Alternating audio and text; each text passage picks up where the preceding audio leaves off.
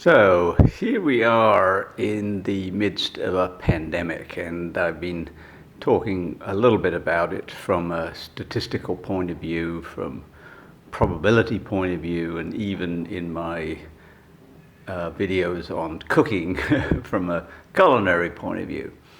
Well, as the weeks progress, things are getting worse and worse around the world.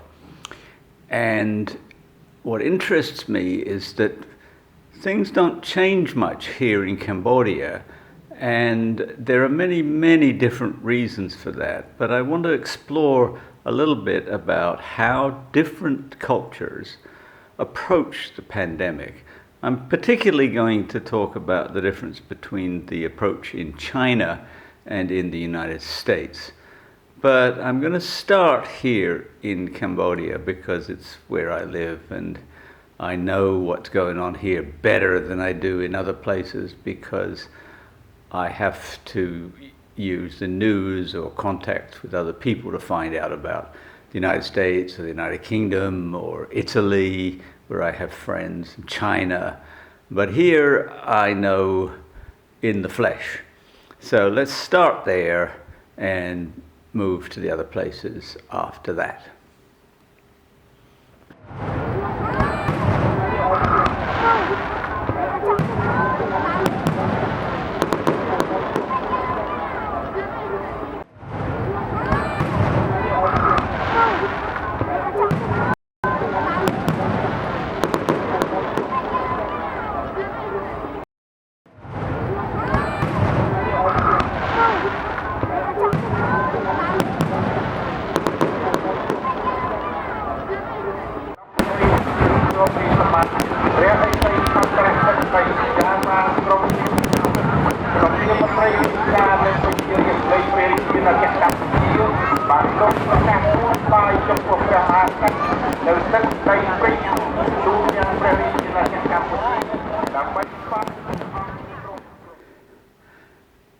Now, one of the important components of dealing with the coronavirus is social distancing. And it's not clearly understood by everybody what social distancing means. It does not mean that you have to spend all day, every day locked up in your house or quarantined somehow. You can go out. It's just that you have to be careful about how you go out and what you touch and how many people are around you and so forth. But you can certainly exercise outside by walking as long as you're not close to other people or touching other surfaces that other people have touched.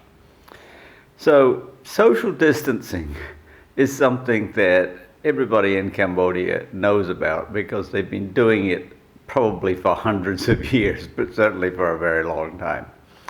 People in Cambodia do not touch each other. That's just a kind of cultural taboo, I guess. There are some people, children particularly, who can indulge in touching, and there are a few people I've seen, mostly young women, who will touch hands in public. But for the most part, they don't touch. They don't shake hands. They don't hug. They don't do any of the things that people in other parts of the world do physically to express their feelings, even of friendship. You know, in Argentina, for example, men and women hug each other. Men hug men, women hug with a kiss. It's just automatic. When you meet a friend, you hug and kiss. And in the United States, people shake hands all the time, in Britain too. But here in Cambodia, when you greet somebody, you either don't do anything or you do what's called sampei. Sampei, you put your hands together, and depending on the status of the other person, you may put them towards your chest, towards your mouth, towards your nose, towards your forehead. You don't touch. And Cambodians don't really gather in large numbers very often. They do on certain public holidays, particularly the Cambodian New Year, the water festival. There are a few times when there are huge gatherings, but for the most part, people have family dinners, which they may have friends invited to, but they're not huge.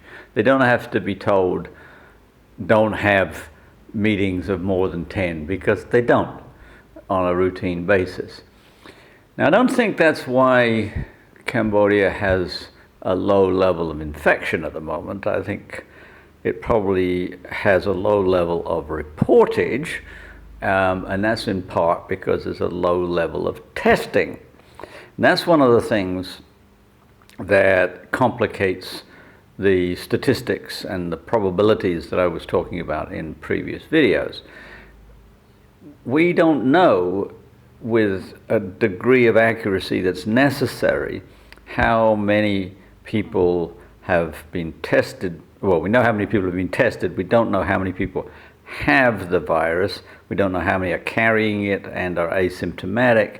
We don't know what percentage of people die who have contracted the virus, because we don't have good, accurate counts of how many people actually have the virus. We have no idea really in Cambodia. The last statistic said something like 60 cases here. Well, that's grossly underrepresented. I wouldn't be surprised if there were 6,000. But even so, it's a very, very low number. And I think in part that's because of cultural social distancing that makes it difficult for the virus to spread as it does in other cultures. People here also always wear face masks. They don't suddenly put them on because there's a pandemic. They've always worn face masks. They've always washed their hands thoroughly. They take their shoes off when they enter any kind of building, and so on. I mean, they're just very cognizant of social space. So that's a good thing. And they have here made a couple of concessions. They've closed all the schools, and you cannot go to a doctor or even a hospital if you have the symptoms of the virus. You have to go to a special government facility that allows you to go in a certain way and be tested, and there's all kinds of precautions. But for the most part, people just stay home if they're sick. So that's Cambodia.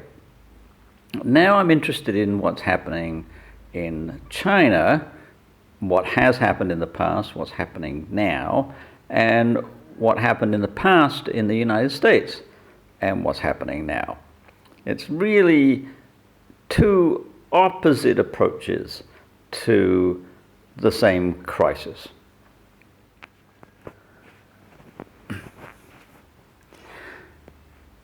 And as far as I can tell, in China, when they first had an inkling that this virus was on the move, was in December of 2019.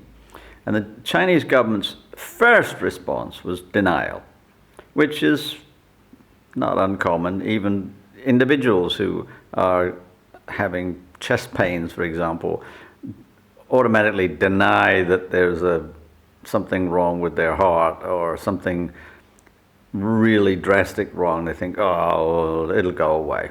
You know, denial is like a normal response to something that you don't want to have to deal with. So the Chinese government first of all denied it, but then fairly soon, when the cases started multiplying and people started piling up in hospitals and they were needing ventilators and they were dying, then the government changed its mind and immediately cracked down. Just said, okay, nobody's going anywhere, flights are not coming in, they're not going out, people are not coming in, people are not moving, there's going to be no trains, no buses, people are going to have to stay in their apartments. If they want to go out to get food or medicine, they're going to have to make an appointment, and they're going to have to show a barcode on their phones that they have an appointment and show it at the entry to the pharmacy or to the supermarket. They can only go at a certain time, only certain numbers were allowed. They had to go in, do something, then come out immediately, go home. All of the apartment buildings had guards or officials or some kind of agent checking temperatures of people going in and out, and they just really cracked down. And it still got worse and worse, but it peaked and now seems to be on the decline. That's one approach. Now, the approach in the United States began later, of course, because the news from China came later, and at first there was a thought that it wasn't going to spread very much. It wasn't very serious, and so first crack off the bat, they decided, okay, we won't let people in from China, and that'll solve the problem. People coming from a place of heavy infection are not allowed in, then the infection won't arrive. And of course it did arrive. And at first it was confined to a relatively small part of the country, mostly Washington State up in the northwest. And the president was able to go on television and say, well, it's not really very serious, there's not very many people sick, and it's probably just going to go away, so don't worry, everything will be all right. And then as cases started increasing and spiraling out of control, and all of a sudden you've got cases in California, and particularly in New York, and now New Jersey, and Texas, and Florida, and now all over the United States, then there has to be a different response. And so finally, the people in charge, the medical supervisors, were able to convince the president to halt all kinds of activities, travel, work, and so forth, that would cause the virus to spread more. But they couldn't do what China did. They could not just have a gigantic lockdown and say, okay, everybody stop in place, nobody's moving, nobody's going anywhere, because they didn't have the power, number one. And number two, they had a different cultural outlook. The cultural outlook in the United States is one of individualism and individual freedom. I mean, it's called the land of the free. Like, we're free to buy all the guns we want, we're free to do whatever we want. And so nobody's going to tell us that we are going to stay in one place. And there are laws in place in certain states, particularly New York, for example, where there is a kind of a lockdown. But what happens is the economy is starting to go way south. The stock market has just plummeted. And so, of course, everybody who's in power is panicking. And not only that, but there's a very substantial percentage of the population who are saying, we're not going to accept this. Students, for example, college students saying, well, it's spring break, and spring break is when we go to the beach, and so we're still going to go to the beach. And it doesn't matter if we get coronavirus, because we're young, we'll get it and get over it, and who cares? And of course, that is a myopic, selfish way to think. It's like, I'm going to get sick, I don't care. But if you get sick, you have the potential to infect a lot of people around you, including older people. You go to the beach and you get the coronavirus, but then you go back home and your grandparents are there and you give it to them and they may get sick and they may die. It's a difference in cultural attitude as well as governmental attitude. It's a difference between a culture that values individual behavior and individual decisions over corporate decision making made by the government. And that's really what I want to get to finally. Now, anthropologists have for a long time recognized that cultures have proclivities to move in one of two directions. That is, they can move in the direction of individualism or of corporate responsibility and action. But these are polar extremes that shouldn't really be seen as a dichotomy of cultures. That is, back in the 1930s, Ruth Benedict in Patterns of Culture tried to suggest that cultures were either Apollonian or Dionysian.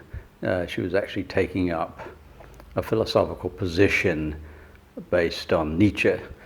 And it's really oversimplified to suggest that a culture is completely corporate, that is Apollonian, or completely individualistic, that is Dionysian. But she tried to make that suggestion that certain Pueblo cultures in the American Southwest were Apollonian, that people tended to diminish individual behavior for the sake of corporate activity, and the Kwakiutl of the Northwest Coast tended to be Dionysian. They valued individual prowess. You can also see this dichotomy in something I talked about in my last video. There's the difference between socialism, corporate responsibility for things like healthcare and also police, fire, and whatnot, versus individualism in the capitalist extreme of people benefiting individually at the expense of others. And I talked a lot about that in my last video. Well, Benedict's dichotomy is really too extreme. There aren't cultures that are all corporate or all individualistic. They are poles on a spectrum.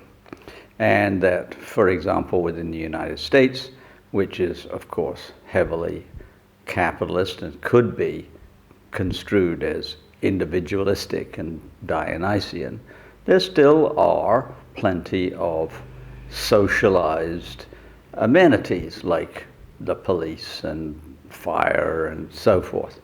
They're struggling with healthcare, although during the pandemic they're starting to think that corporate responsibility on the part of the government is likely to produce results. But they're fighting about it. There's a real tension between the desire for individual action versus corporate action.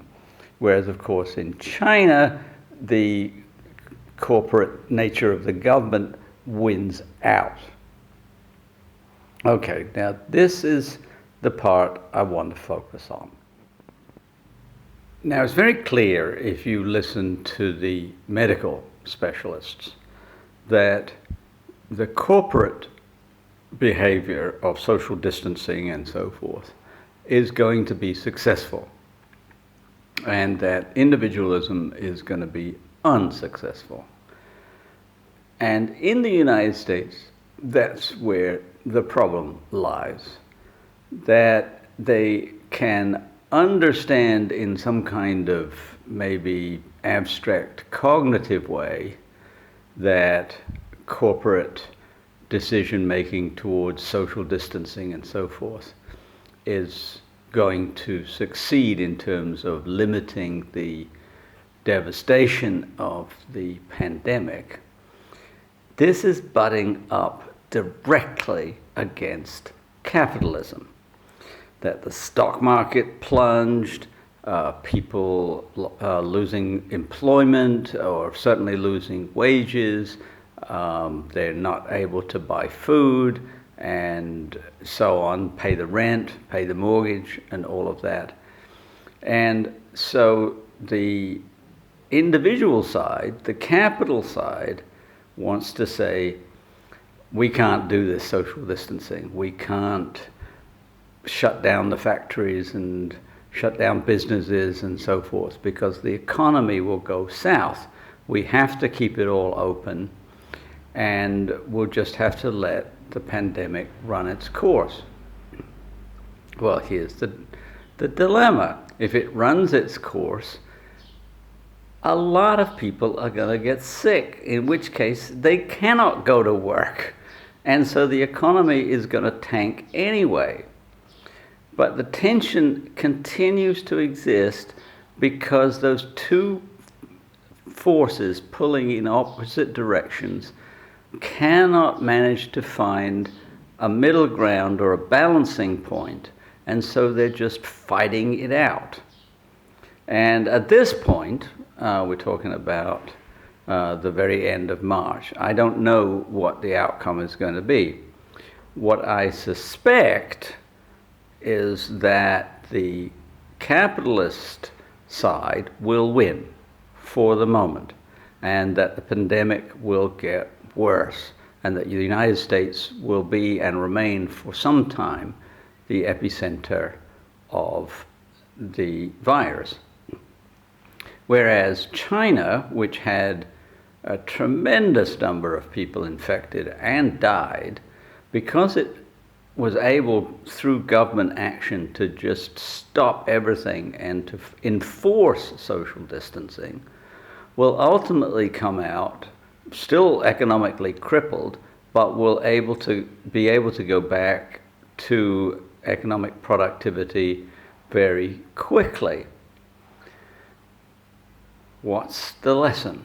So one lesson I can teach you quite immediately is that social science is not experimental science. So I might be able to predict certain things that happen in cultures based on theory that exists within anthropology, but I'm not very good at it.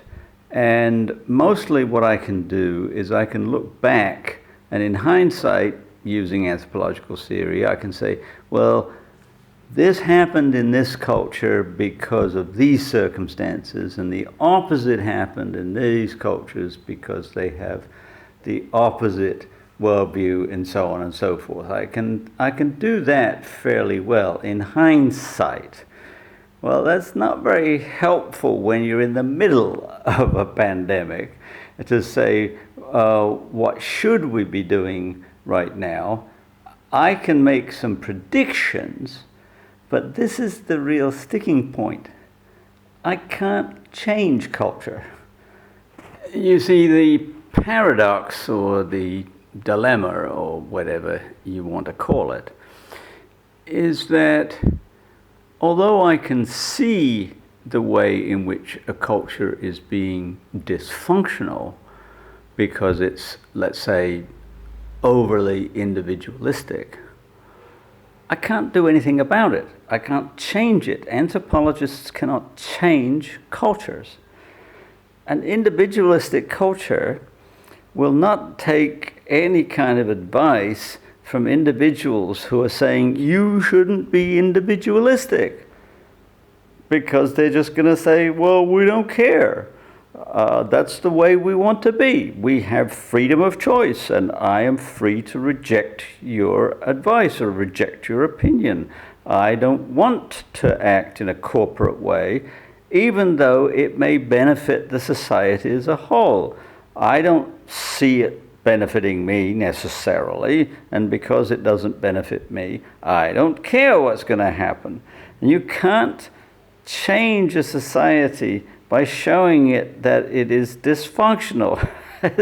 It's one of the maddening things about being a social scientist. Sort of like the Cassandra effect. It's I can see what's going on, I can see what's going wrong, but I can't change it because the people are happy with the worldview they have, even though it's leading them off a cliff. All I can do is watch them marching towards the cliff and say, well, bye. So that's my probably pessimistic outlook, but it's the best I've got to offer.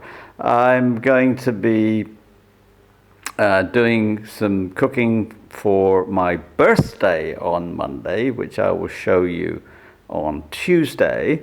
Not going to be very complicated because I can't invite anybody over, partly because I don't know a lot of people and partly because it's just not part of the culture here to have big events, including birthday parties. They just don't do it. And anyway, they don't congregate in people's houses. They certainly don't congregate in foreigners' houses. So I can't do that, and I can't travel because there's very few flights out, and even if there were, I wouldn't want to be traveling. I wouldn't want to be in an airplane with a lot of people who have potentially got the virus. So I'm going to make a few small things. I've already bought some delicacies, and I'll probably get a few more over the weekend, make a video on Monday, on my birthday, show it to you on Tuesday, and meanwhile, like, subscribe, and I will see you next week.